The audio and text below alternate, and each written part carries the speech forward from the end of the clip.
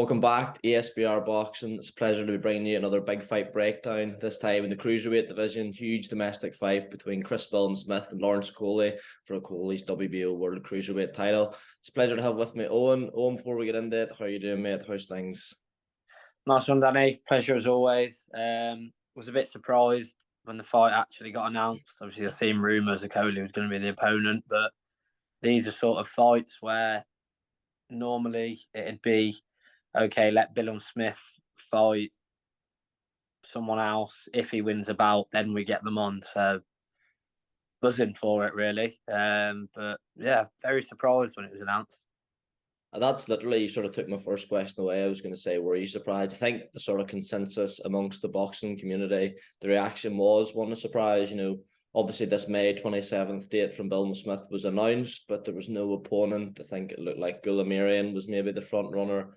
That all went quiet, and then it all came a bit out of nowhere that instantly, okay, it's going to be Lawrence Okolie for the WBO. Obviously there's a lot of history there. Okolie had just fought. Would you say the main reason you were surprised was because of the training history? Obviously, Okolie used to be Shane McGuigan, just a quick turnaround. Just talk to me about your reaction when the fight was announced. Yeah, I think, do you know what? I think not even necessarily the gyms. I think it's the quick turnaround. Like, Billam was obviously the front runner. As far as I'm aware, well, from what I've read, he's basically said he wanted the fight, but Ben Shalom told him it's a one-fight deal. There's no rematch clause. And to be fair to him, it makes sense. He sort of got questioned on it, saying, obviously, you don't back yourself, but it was more, I'll back myself to knock him out. It's just, if it goes to the cards, chances are I could win 11 rounds out of 12 and lose 11 rounds out of 12 on the scorecards. So unless there's a rematch clause to sort of cover all bases, I'm not interested. So that went out the water. And then, to be honest, I thought, we're going to have a warm-up fight here for a world title fight. Like, Okolie didn't even cross my mind, sort of thing. Obviously, I've got the training history there. Obviously, like you say, Shane McGuigan. I don't think that necessarily played a massive part in my initial sort of reaction. I do think it was more Okolie's obviously recently had the fight with, let's say, where the lights went out for a lot of people watching it, especially those at home.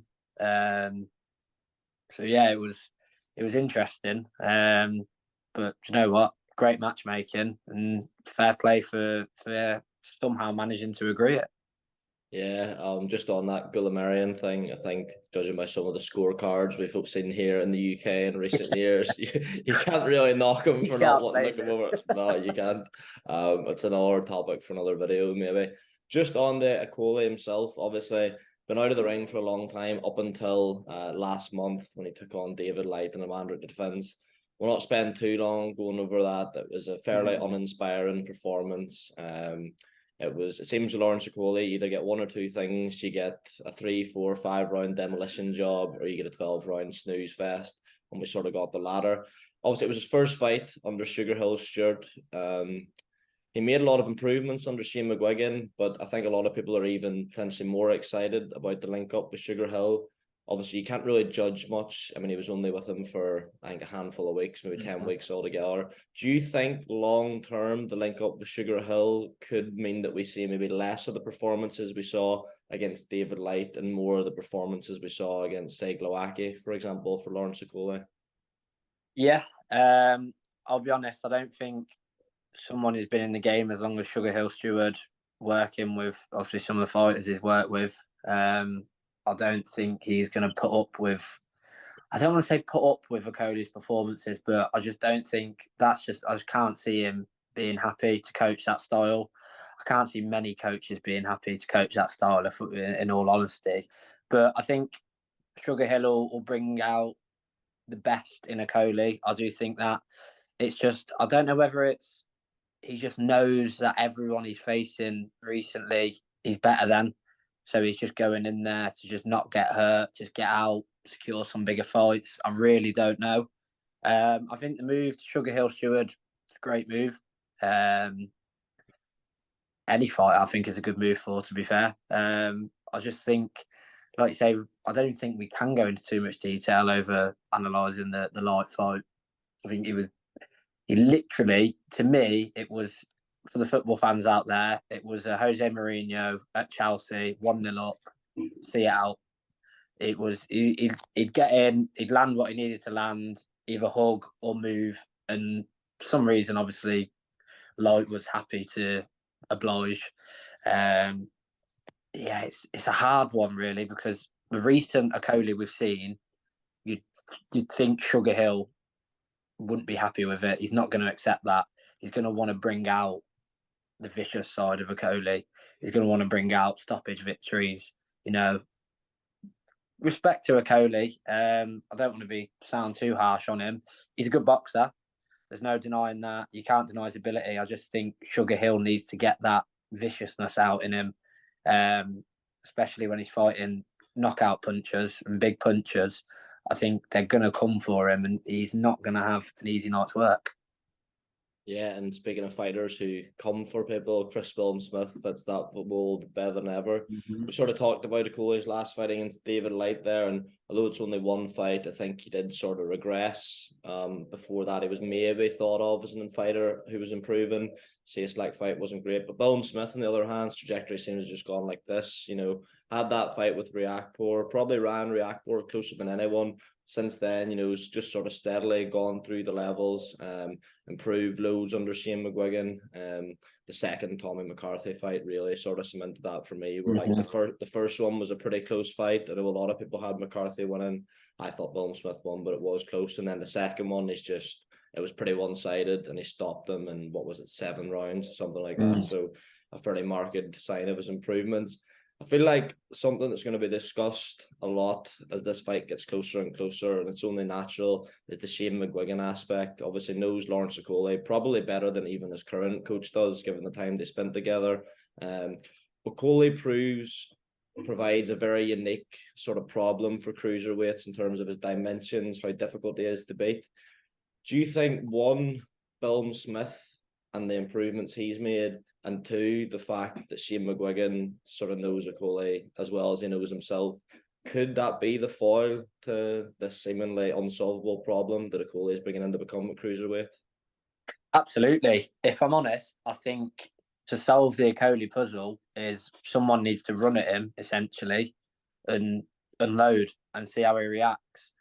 Back him into a corner if you can. I know that's very much easier said than done. He's fucking massive for the weight. He's so gangly as well. Like, he's got long arms.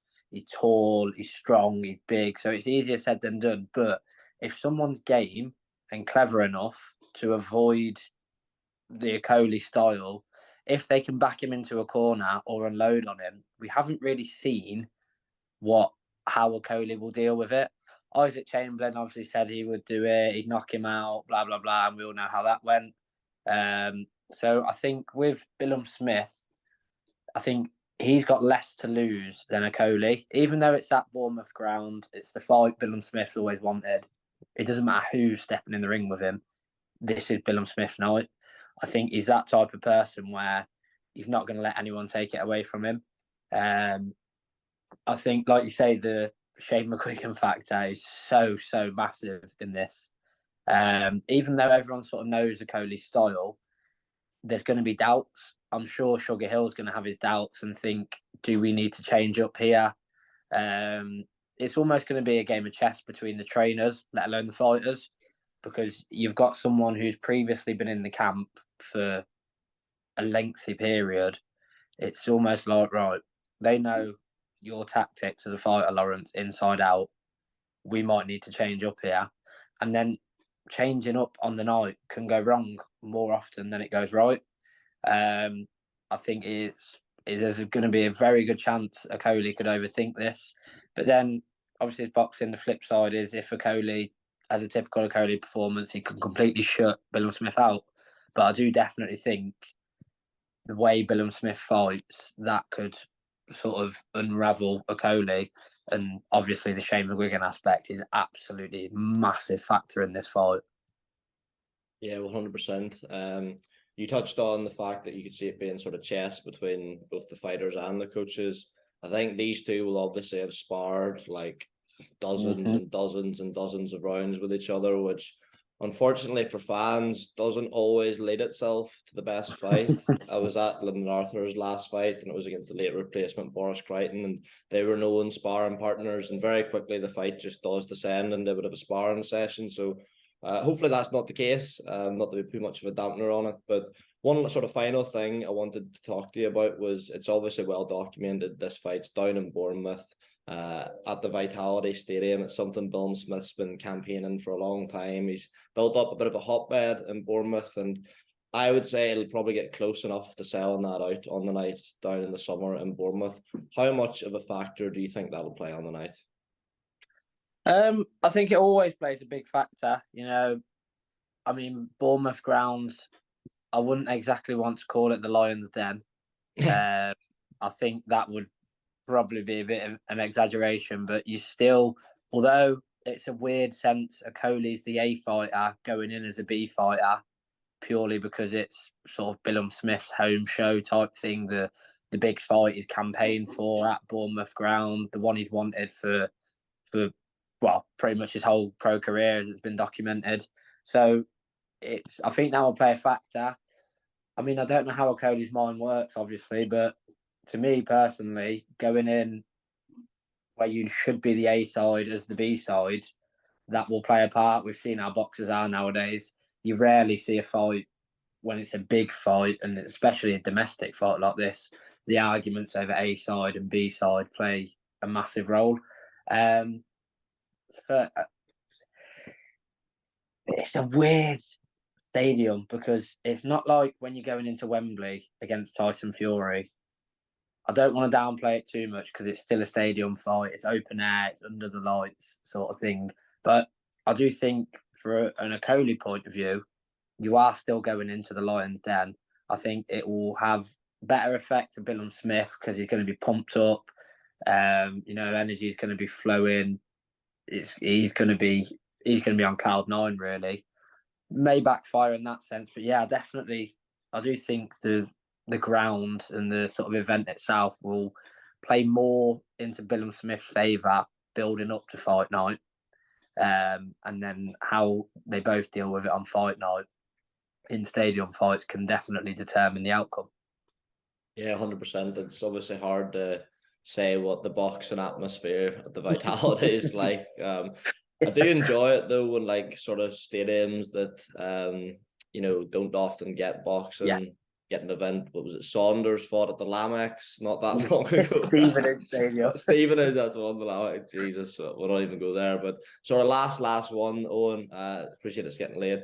I think it's fair to say Okolie will probably open as a bookmaker's favourite for this. I think I've actually seen some early prices floating around. Is that something you'd agree with at the minute, or are you leaning maybe towards Billam-Smith pulling it off in front of his hometown?